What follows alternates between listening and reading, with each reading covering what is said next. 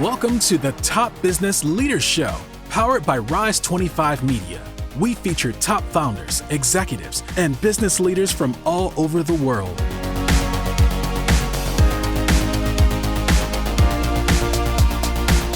Chad Franzen here, co-host for this show where we feature top restaurateurs, investors, and business leaders. This is part of our SpotOn Series. SpotOn has the best-in-class payment platform for retail, and they have a flagship solution called SpotOn Restaurant, where they combine marketing, software, and payments all in one. They've served everyone from larger chains like Dairy Queen and Subway to small mom and pop restaurants. To learn more, go to SpotOn.com. This episode is brought to you by Rise 25. We help B2B businesses to get ROI, clients, referrals, and strategic partnerships through Done For You podcast. If you have a B2B business and want to build great relationships with clients, referral partners, and thought leaders in your space, there's no better way to do it than through podcasts and content marketing. To learn more, go to rise25.com or email us at support@rise25.com. Christian Ochsendorf is a self-started entrepreneur who has been involved with Dunn Brothers for over 15 years and has also owned an insurance agency for over 4 years. Hey, Christian, thanks so much for joining me today. How are you? Doing wonderful. Thanks for having me, Chad. Yeah, great to have you. Hey, for those of us who don't live near a Dunn Brothers location, tell me about your location and what a customer might expect when going there. A Dunn Brothers location fills a little bit of a niche. We are the only franchise coffee shops in Minnesota that roast their own beans right at the store. So we source our beans directly from farmers in all of the coffee growing regions. We import them to Minnesota, and then we roast them right at the stores. Okay. So how did you get involved with Dunn Brothers? About 15 years ago, my wife and I were looking for an opportunity. She was coming out of taking in-home daycare. We had 3 boys at the time. Liked being our own boss, so we looked for a franchise opportunity. We looked for at a couple different opportunities and kind of settled on Dunn Brothers Coffee for a couple reasons. One, it was a Minnesota-based company, so she wasn't going to be traveling out of state for training. And it seemed at that time coffee was really coming out and being popular in the mainstream. And Dunn Brothers has food as well? Dunn Brothers does have a full food menu. Some stores have an AM food, as well as others have a full day food. It's all freshly prepared. We do a lot of the baking of the breads and cookies and bakery items right at the store. So you let me get this. Let me see if I can backtrack here. You've been involved with Dunn Brothers for over 15 years. So you've owned this one location for the past 15 years. We've had our first location for over 15 years. We currently are at a total of 3 locations right now. Okay. And are they all in a relatively small area? We have about a couple hours in between driving time.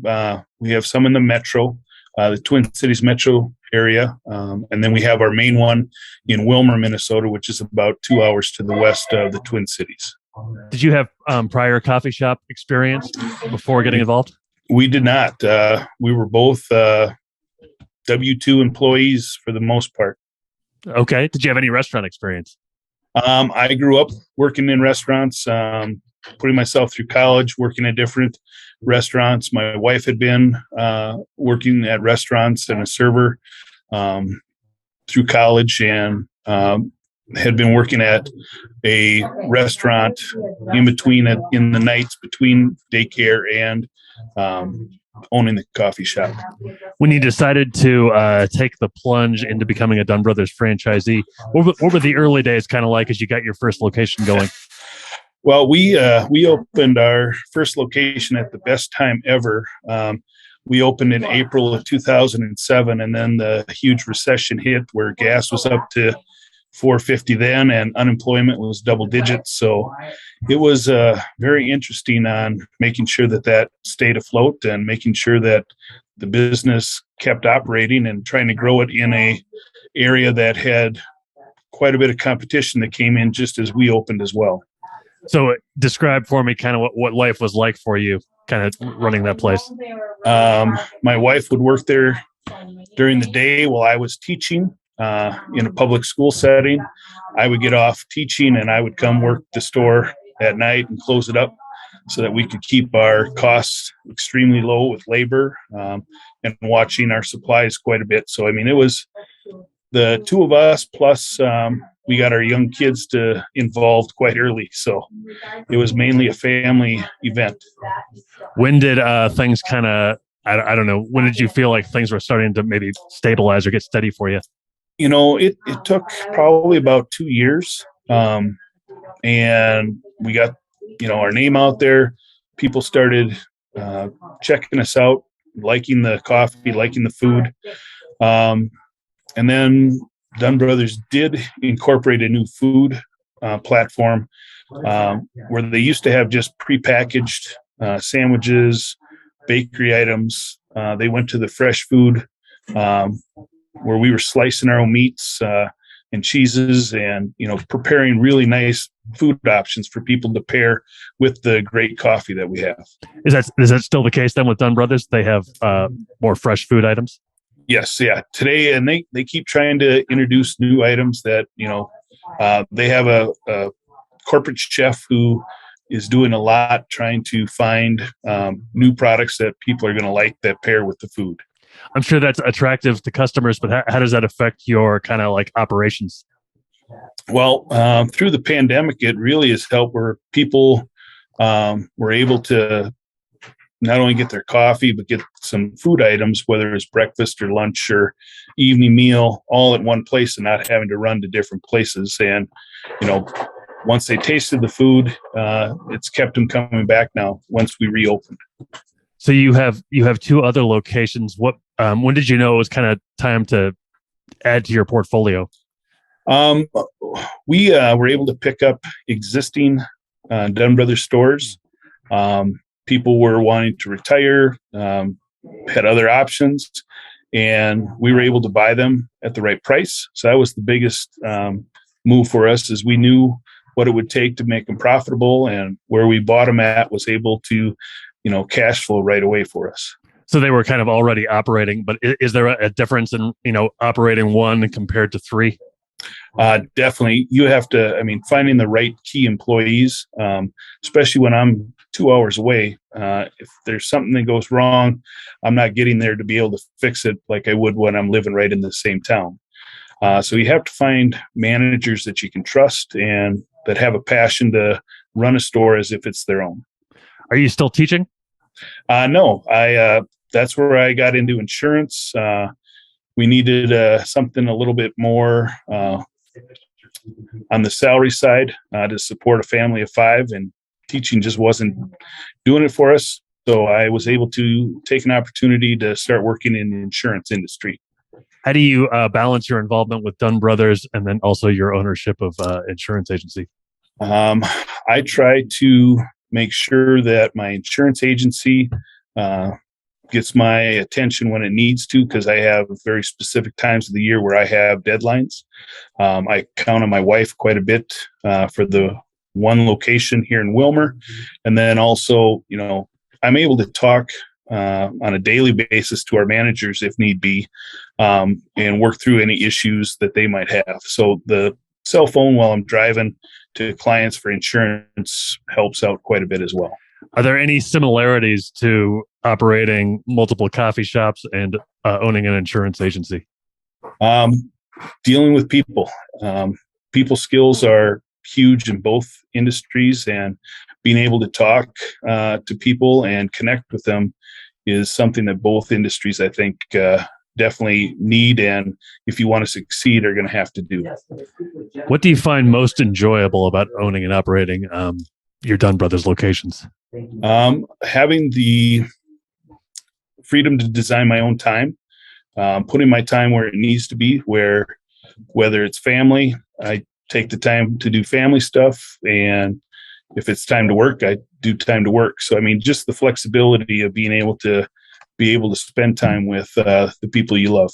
Have you found that staffing is pretty consistent, or is there a lot of young people who stop in and then head out elsewhere? The retail coffee shop business is quite revolving on staff. People come and go, whether it's students, they're finishing up, they're going on to their other careers. So it is nice if you're able to find somebody who needs a second job or a second income that doesn't need to support the family, that likes working in a coffee shop. Otherwise, you are using people who are their first time jobs, usually maybe their second, that are going to be moving on anyways. And you know that going in. So you're always trying to find quality employees, and you want to keep them as long as you can, because it does cost quite a bit to train and maintain your staff. When you got involved, you said you hadn't had coffee shop experience before. Did you learn how to do all that stuff, like become a barista and make every single drink to all those specifications? Yes, and that was part of the allure of a franchise opportunity, is that they had a system. They were teaching you, what to do, how to do it, so that made it easier. But it's even a lot different now, from the equipment that we started with to the equipment that they're putting in new stores is pretty much all automatic. It's, push a button, where we are actually, handcrafting the drinks, and we still do at all three of our locations. But it is definitely changing with technology. Do you stay on top of how to do all this stuff, even though you're kind of, you're running the place from a high level? I can still make the drinks, the lattes, the frappes, the ice lattes or whatever, smoothies. Some of the new menus I don't stay up on, just because it's not something I drink or eat. Or so, the new stuff I'm not up to date on, but I still have the skills from when I started. Sure. How has COVID impacted or changed kind of the way you guys do things, or has it? It definitely opened your eyes. When we started in 2007, we understood the recession. That wasn't something we were ready for, but worked through it. But we were not expecting the government to be able to shut us down, like they did for everybody. And that really opened our eyes to where we need to definitely think about, we were looking at expanding, into more stores. And at this point, we're at an age that we don't need to take that risk anymore. We like what we're doing, but it definitely opened our eyes, we can say. How can people find out more about your Dunn Brothers locations? We definitely can check us out online. We have Facebook pages for all of our stores.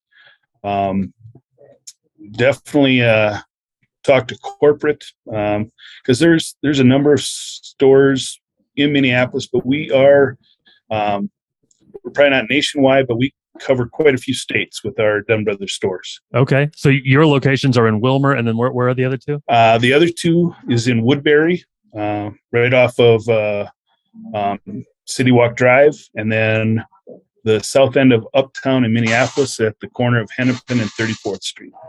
Okay, great. Last question for you. When you go to Dunn Brothers as a customer, what's kind of your food and drink of choice? The drink of choice is either an ice latte or a what we call infinite black or toddy. I'm more of a cold drink person. I've never been really a hot drink person. And I love the breakfast sandwiches, biscuits, or on an English muffin. Waking up in the morning, we make our own egg souffles at the store that are very good. Oh, wow. Very nice. Great. Hey, Christian, it's been great to talk to you today. I really appreciate your time and your thoughts. Hey, thank you very much, Chad. I appreciate it.